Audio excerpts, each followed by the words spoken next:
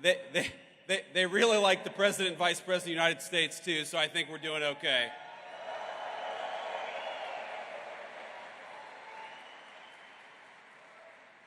So I first have to thank David Bailey, grateful for everything that you've done for the Bitcoin community. Thanks in particular for what you did for me and the President, helping us get from candidacy to the White House, because we've done, I think, a lot of good in the past 120 days, and I don't think we could have done it without David's support. I want to also thank the Winklevoss brothers, Tyler and Cameron.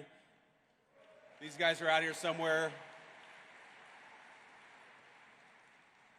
Who, I got to say, Tyler and Cameron, I think really helped break the dam in Silicon Valley, because if you remember, you go back to June or July of last year, it feels like forever ago.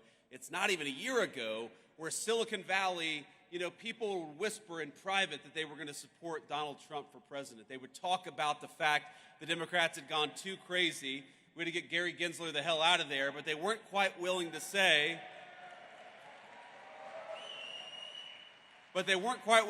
at least not publicly, that they were going to take the big step and support Donald J. Trump.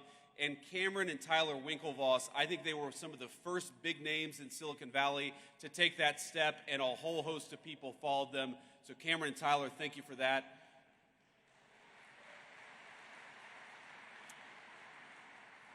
And of course, I want to thank the good people at Coinbase, the organizers of this event, and everybody who made this incredible event possible. It's great to be here with Bitcoin at 108,000, at least when I checked this morning, and as Vice President of the United States. It's great to be here.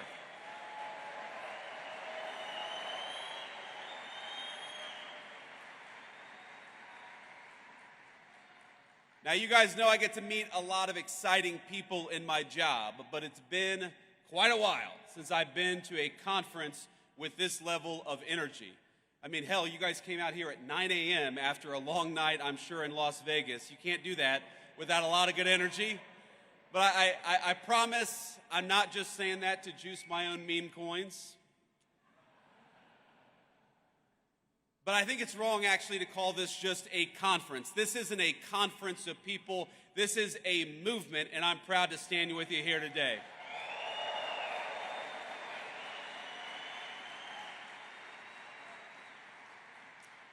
And I think this conference, this movement of people, is where the future of cryptocurrency in this great country gets decided.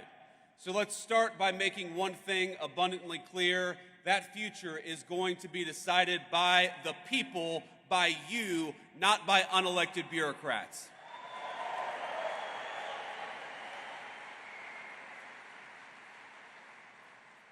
Now, as you all probably know, you've got a star-studded lineup here today, including several of my colleagues in the Trump administration. David, Bo, Hester, I know you're all out there. It's great to be among so many friends and allies. So, I want to speak for just a few minutes about a few things, and I want to talk a little bit about what we've done in the Trump administration. I want to give you a rundown of what this administration is doing on digital assets policy. But I also want to talk about some of the principles that help guide us as we develop this policy. But before that, I want to speak about why I'm personally optimistic about crypto and what it means for the American people. Now, people ask me why I tend to be bullish on the future of innovation in this country. Now, I spent enough time in Silicon Valley to recognize the difference between good tech, technology that boosts our productivity, makes our lives richer, that grounds us in the real world and complements our day-to-day lives. That's the good technology, but there's also some bad technology out there. And when it comes to crypto, I think the last several years have made it clear that we're talking about genuine, ground-up innovation, one that's already improving the well-being of tens of millions of our fellow citizens. I believe it's 50 million Americans own Bitcoin, and I believe that's going to be 100 million before too long.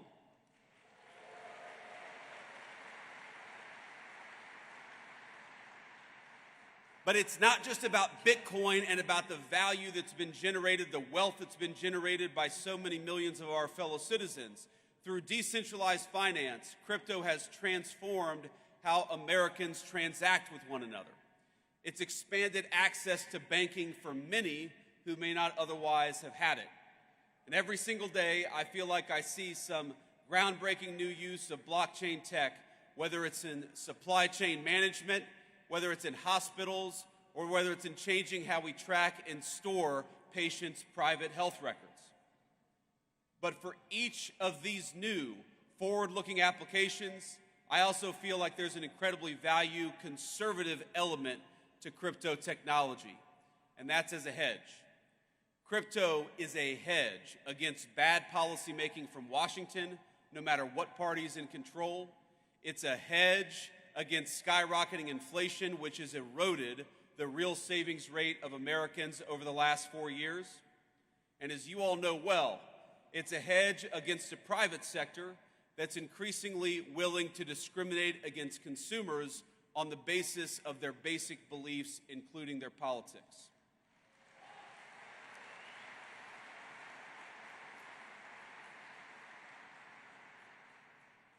That includes, of course, debanking users for Second Amendment advocacy or for ties to the first Trump administration. In Canada, the government did the same to kill those big truck driver protests in 2022. Less than a week later, they succeeded. The protests were over. But maybe most importantly, I see crypto as a hedge against one of the most dangerous trends in the digital era in both the public and private sectors.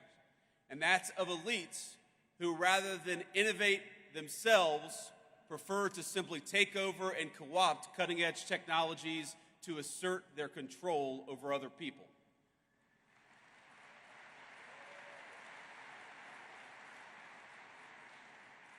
And I know we believe this in this room. That's not Bitcoin. It'll never be Bitcoin, and you guys are going to make sure that happens.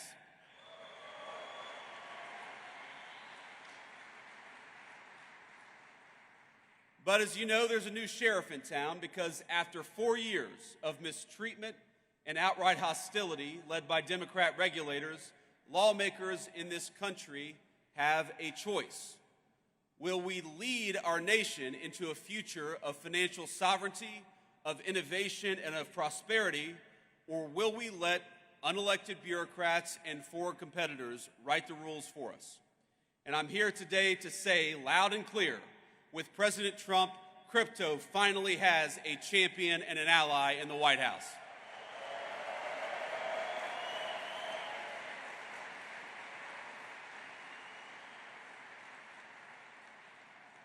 In our administration, we understand the full potential of the digital assets industry, not just as an investment, not just as a flashy technology, but as a symbol and driver of personal liberty for all our citizens. And we are dedicated to seeing that promise fulfilled. The way that we see it, the people in this room are the digital pioneers of the American economy. And that's why our administration is doing something a little unusual in Washington. We're listening to all of you as you blaze the trail of innovation. The innovators in this room are making people's lives better. You're pushing boundaries and solving problems, injecting unprecedented transparency into how we do commerce. And the way we see it, you all deserve a similar level of transparency and clarity. And most of all, you deserve respect and support from your government, not bureaucrats trying to tear you down.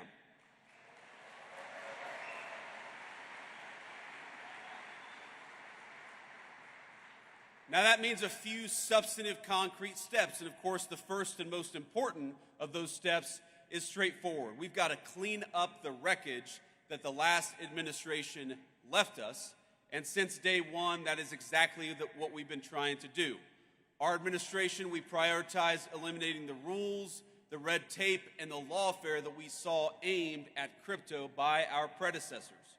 We're ending the weaponization of federal regulations against this community. To put it simply, Operation Choke Point 2.0 is dead, and it's not coming back under the Trump administration.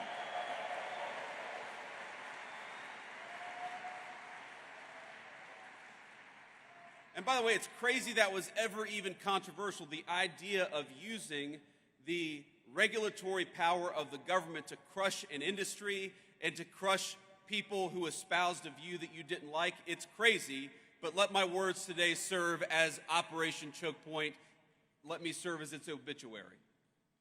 Now this is my vow to every single person here.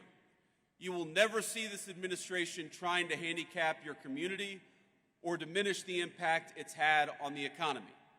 Instead, we reject the Biden administration's legacy of death by 1,000 enforcement actions. We reject regulators. Maybe the most important thing that we did for this community, we reject regulators and we fired Gary Gensler, and we're going to fire everybody like him.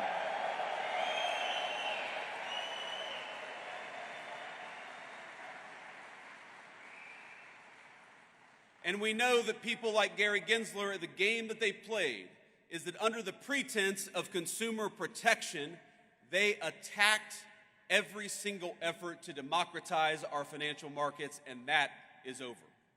America.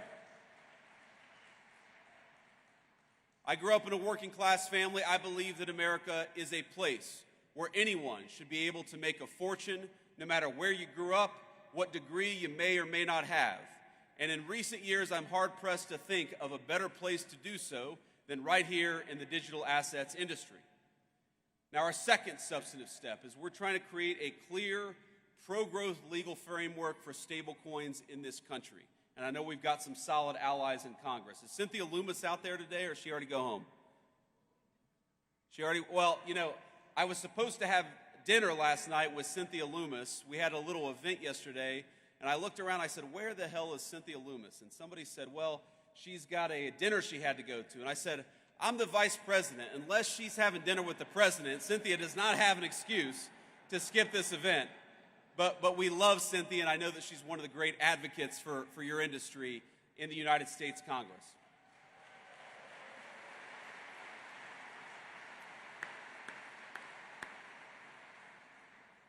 Now, I know, led by Cynthia and other great legislators, Congress is hard at work getting the Genius Act passed and across the president's desk as quickly as possible. And that's an important step. It's with good reason, because regulatory uncertainty in this country has pushed way too much stablecoin activity overseas over the last few years. Now, somebody said to me yesterday that Bitcoin has done so much over the last few years with so many headwinds. Wouldn't it be nice to have a government that provided some tailwinds to one of the fastest growing industries in our country? And that's what we aim to do.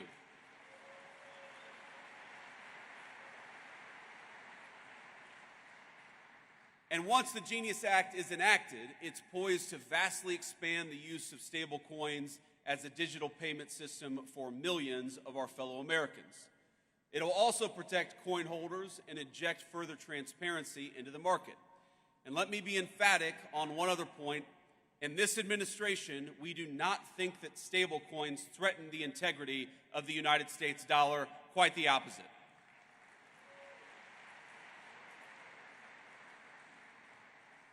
In fact, we view them as a force multiplier of our economic might. Dollar-pegged stablecoins, particularly once Genius is enacted, is only going to help the American economy, and it's only going to help the American dollar. So, again, we're optimistic that the Senate is able to move quickly on passing a clean Genius Act, and for the House to follow up and do the same. And of course, once that happens, our great President Trump will sign it into law the minute it comes across his desk. Now, when that's happened, when the administration will then fully shift to our third priority, which is to enact a transparent and tailored regulatory framework for digital assets, one that's pro-innovation and fully incorporates crypto into the mainstream economy. And again, I've talked to so many of you over the last couple of days, and the consistent fear that I hear with all the great things that have happened over the last couple of months, the consistent fear that I hear is that there's still this perception that digital assets are not welcome in the mainstream economy. And let me promise you that our effort to change the policy is purely about changing that. We want our fellow Americans to know that crypto and digital assets, and particularly Bitcoin, are part of the mainstream economy and are here to stay.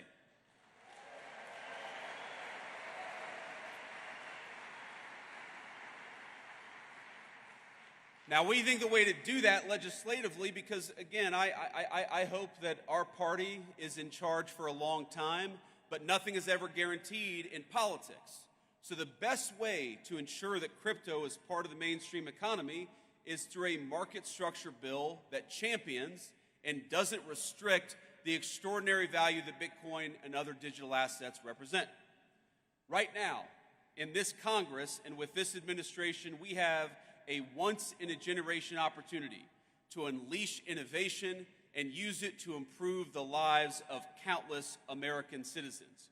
But if we fail to create regulatory clarity now, we risk chasing this $3 trillion industry offshore in search of a friendlier jurisdiction, and President Trump is going to fight to make sure that does not happen.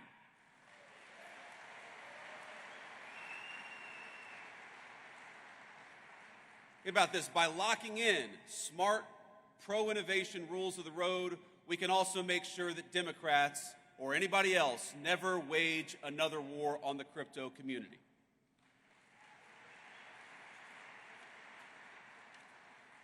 Now, I've already hit my time here, but before I head back to Washington, let me offer you just a few bits of advice and a few thoughts on where this industry is going. This is one politician's perspective, so take it for what it's worth. Maybe a little bit less than one Bitcoin right now. But let me say a few things. First of all, I remember when I ran for Senate, the first time I'd ever entered politics back in 2022. And one of the frustrations, honestly, that I had with the crypto community as a person who was one of the only people running for office who actually owned Bitcoin, and I still own a fair amount of Bitcoin today.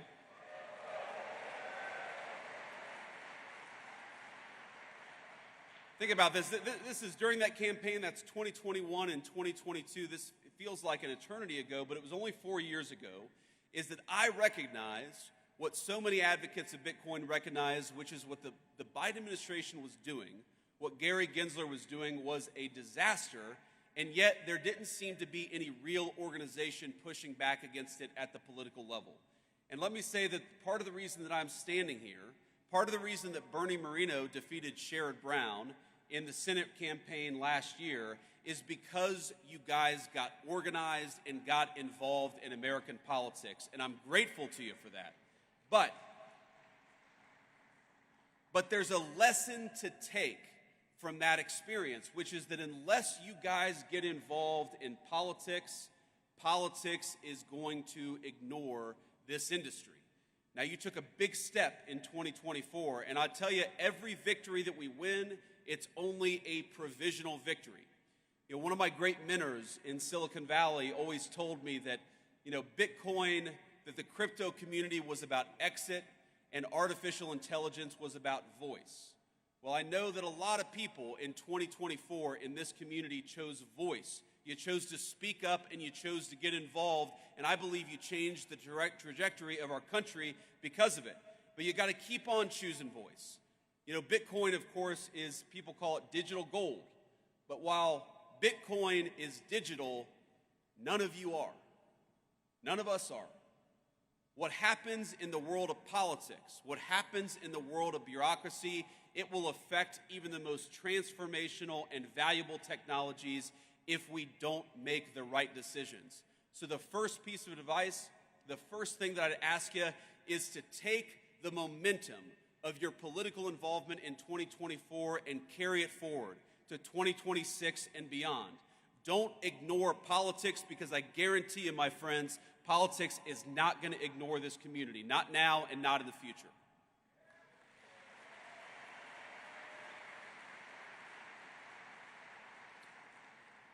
The second thing that I want to toss out there is that we have to start thinking of the long-term strategic implications of Bitcoin. Bitcoin is owned by about 50 million Americans. A lot of Americans have made a lot of money, have created a lot of wealth for themselves, and that's a great thing. But I actually think that where Bitcoin is going is as a strategically important asset for the United States over the next decade. It's one of the reasons why President Trump, with the help of our great AI guy, David Sachs, it's one of the reasons why we started the Bitcoin Reserve, because we want to start to put in motion the strategic importance of Bitcoin for the United States government. We know that the PRC doesn't like Bitcoin. The People's Republic of China doesn't like Bitcoin. Well, we should be asking ourselves, why is that? Why is our biggest adversary such an opponent of Bitcoin? And if the Communist Republic of China is leaning away from Bitcoin, then maybe the United States ought to be leaning into Bitcoin, and that's one of the things that we're going to be doing.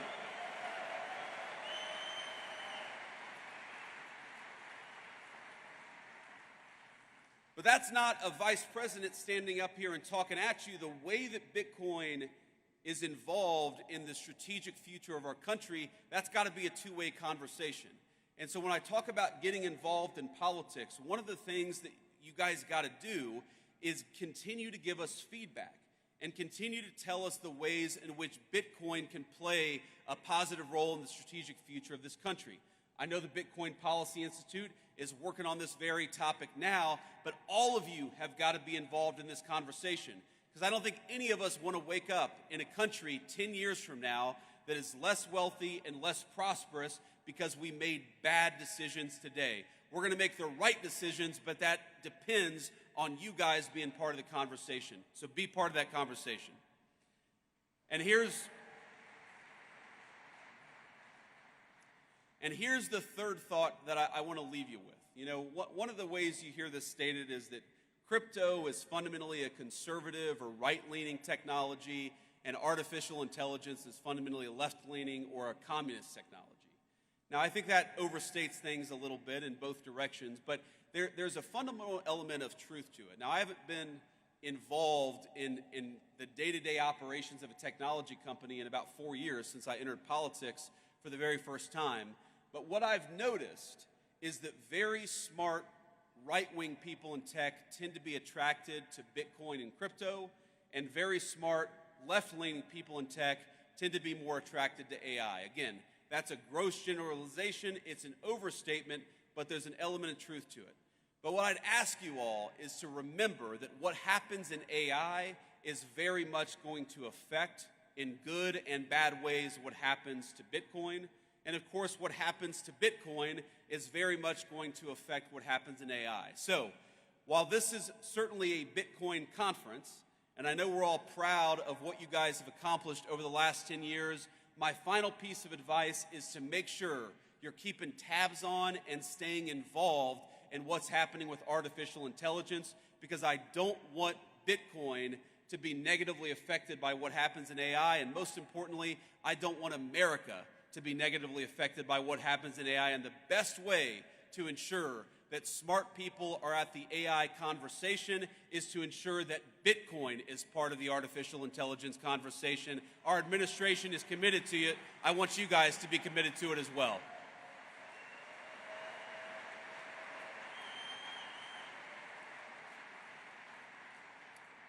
I just want to say in the next few years in the Trump administration, we've accomplished a lot, but we have plans to continue to make big progress for this industry and for the American people who rely on it. The whole of government, we're going to need your help, we're going to need your guidance, we're going to need your encouragement, and at times, yes, because this is politics, our politicians are going to need your pressure. So, have fun this week, but keep the pressure up, and we'll do great things together for our industry, but most importantly, for the cause of personal freedom and the United States of America. God bless you guys, and thanks for having me.